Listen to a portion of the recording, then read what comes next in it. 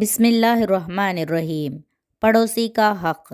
حضرت ابو ذر رضی اللہ تعالیٰ عنہ بیان کرتے ہیں، میرے خلیل صلی اللہ علیہ وسلم نے مجھے وصیت کی، جب تم شوربے والا سالن پکاؤ تو اس میں پانی زیادہ رکھو، پھر اپنے ہمسائیوں میں سے کسی ضرورت مند گھرانے کو دیکھو اور اس میں سے کچھ اچھے طریقے سے ان کو بھجوا دو۔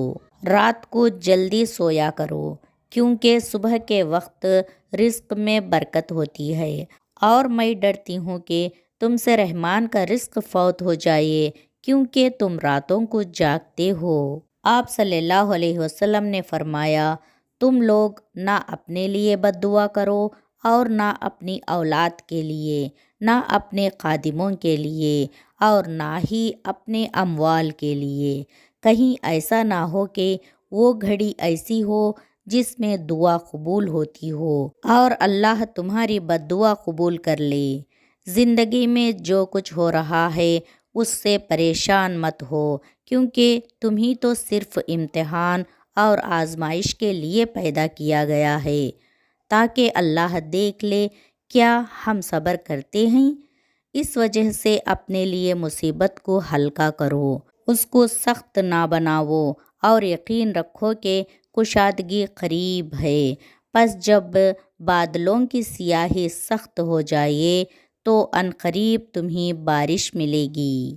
جتنی سخت پریشانی عنقریب اتنی ہی خوشی ملے گی۔ سب سے بہترین نکاح وہ ہے جو سب سے زیادہ آسان ہو۔ نکاح کو آسان کرے، مشکل نہیں۔ نہ تم شکایت کرو اور نہ غصہ کرو۔ میں چاہتی ہوں کہ تم نیک فعلی کرنے والے اور زندگی میں ترقی کرنے والے بنو، مایوس ہونے والے اور بدشگونی کرنے والوں سے دور رہو، اور خاص طور پر اس آدمی کے ساتھ بیٹھنے سے تو بالکل بچو جو فال گیری کرتا ہو۔ حضرت سیدنا عائشہ رضی اللہ تعالی عنہا روایت کرتی ہیں کہ میرے پاس ایک عورت آئی، اس کے ساتھ اس کی 2 بیٹیاں بھی تھیں۔ اس نے مجھ سے کھانا مانگا تو اسے میرے پاس ایک کھجور کے سوا اور کچھ نہ ملا۔ میں نے وہی اس کو دے دی۔ اس نے وہ کھجور لے کر اپنی 2 بیٹیوں میں تقسیم کر دی اور خود اس میں سے کچھ نہ کھایا۔ پھر وہ کھڑی ہوئی اور وہ اس کی دونوں بیٹیوں کے ہمراہ چلی گئی۔ پھر نبی صلی اللہ علیہ وسلم میرے پاس تشریف لائے تو میں نے آپ کو اس عورت کی بات بتائی، تو نبی صلی اللہ علیہ وسلم نے فرمایا، جس کسی پر بیٹیوں کی پرورش کا بار پڑ جائے اور وہ ان کے ساتھ حسن سلوک کرے تو وہ اس کے لیے جہنم سے بچانے والی پردہ ہوں گی۔ رسول اللہ صلی اللہ علیہ وسلم نے فرمایا، بے شک شیطان اس کھانے کو جس پر اللہ کا نام نہ لیا جائے کھانا حلال سمجھتا ہے، اس لیے کھانا کھانے سے پہلے بسم اللہ ضرور پڑھنا چاہیے۔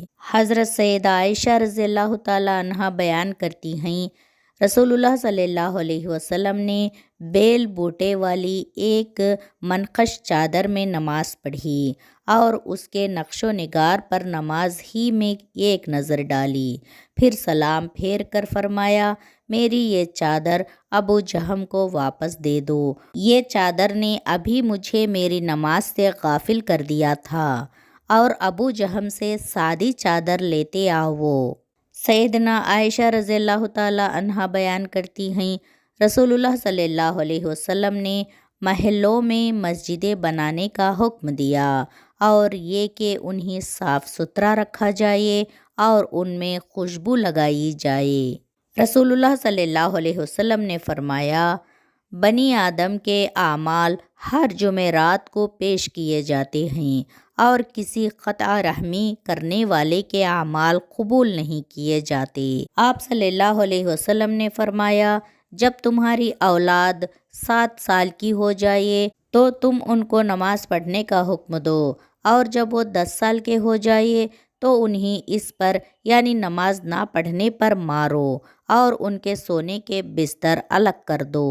یعنی جب بچہ 10 سال کا ہو جائے تو ان کو الگ بستر پر سلانا چاہیے۔ کسی اور کی مصیبت پر خوش مت ہونا اور خاص طور پر کسی کی شکل کا مذاق مت اڑانا، کیونکہ کوئی شخص بھی خود کو پیدا نہیں کرتا۔ تم اگر کسی کی صورت کا مذاق اڑاتے ہو تو حقیقت میں تم اس ذات کی کاریگری کا مذاق اڑاتے ہو جس نے اسے پیدا کیا اور صورت دی۔ اللہ کے پسندیدہ اور ناپسندیدہ نام۔ نبی کریم صلی اللہ علیہ وسلم نے فرمایا، انبیاء علیہ السلام کے نام رکھا کرو۔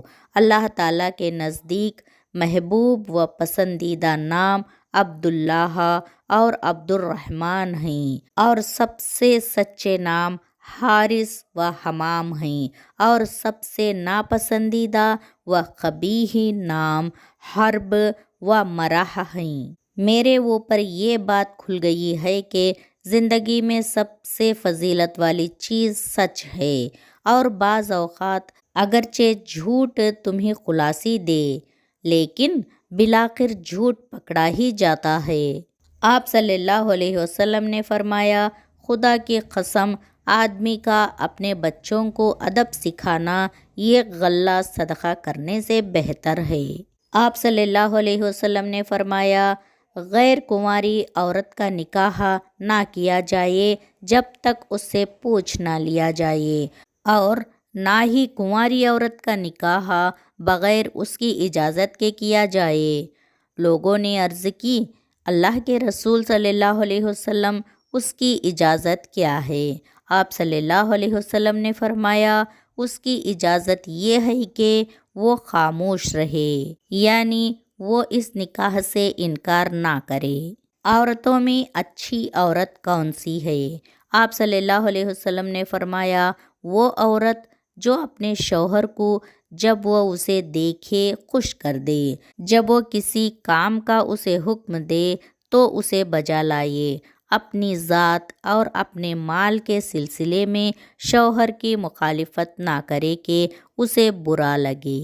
عبداللہ بن عمر رضی اللہ تعالیٰ عنہ سے روایت ہے کہ رسول اللہ صلی اللہ علیہ وسلم نے شغار سے منع فرمایا ہے۔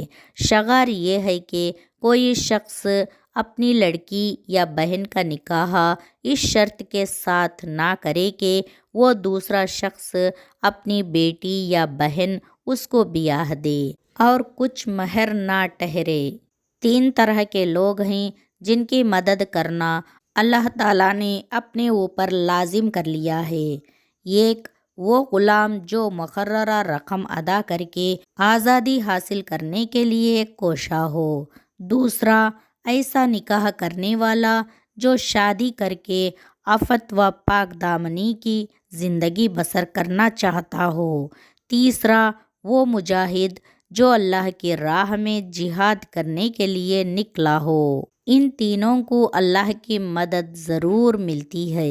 رسول اللہ صلی اللہ علیہ وسلم نے فرمایا، کسی عورت کو اپنے خاوند سے یہ درخواست کرنا درست نہیں کہ وہ اس کی سوکن کو طلاق دے دے، اس لیے کہ اس کے حصے کا پیالہ بھی خود انڈیل لے۔ یہ نہیں ہو سکتا، جتنا اس کی قسمت میں ہے وہی ملے گا۔